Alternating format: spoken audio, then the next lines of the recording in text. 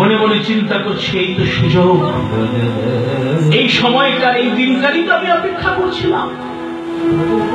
সময় বুঝিয়া তবে শ্যাম বিনোদিয়া সকল রাখাল গণে উপদেশ দিল গিয়া। সকল রাখালি কহে মধুর বচন, যাও যাইয়া কালীদহের বাড়ি করহ ভক্ষণ। ভগবান কোথায় নির্দেশ করলেন? কালীদহে। কি এই কালীদহ? ভগবান কেন তার সখাগণকে সেই কালীদহের জল পান করার জন্য উদ্বুদ্ধ করলেন?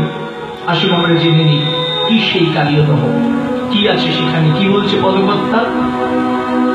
কালিন্দিনী এক দহে কালীনাগ তাহির তাহির হে বিশ্বজল দহন সমা দহন সমা। কালিন্দী সূর্যকন্যা যমুনা, যমুনার অপর নাম হচ্ছে কালিন্দী। এই যমুনার একখানি দহ ছিল। দহ কাকে বলা হয়? বলে নদী তার আপন গতিপথে প্রবাহিত হয়ে চলে।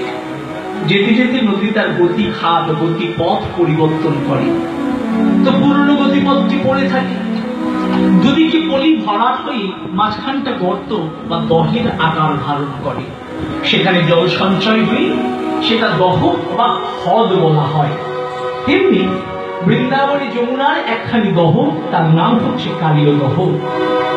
সেই কালীয় দহে এক মহা বিষধর বিরাট বলশালী অনেক ফণা বিশিষ্ট এক দীর্ঘাকৃতি সর্পরাজের নিবাস, তার নাম হচ্ছে কালীয় নাগ।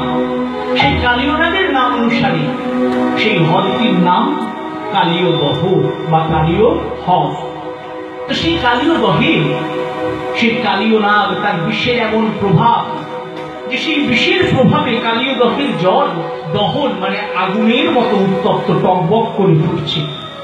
তো এহেন বিষযুক্ত জলে আমার ভগবান তার সখাদের পীড়ন করলেন কেন? আরো জেনে নেই কালীয় নাগের বিষের সেই দহের জলে বিষের প্রমাণ কি বলছে। তাহারও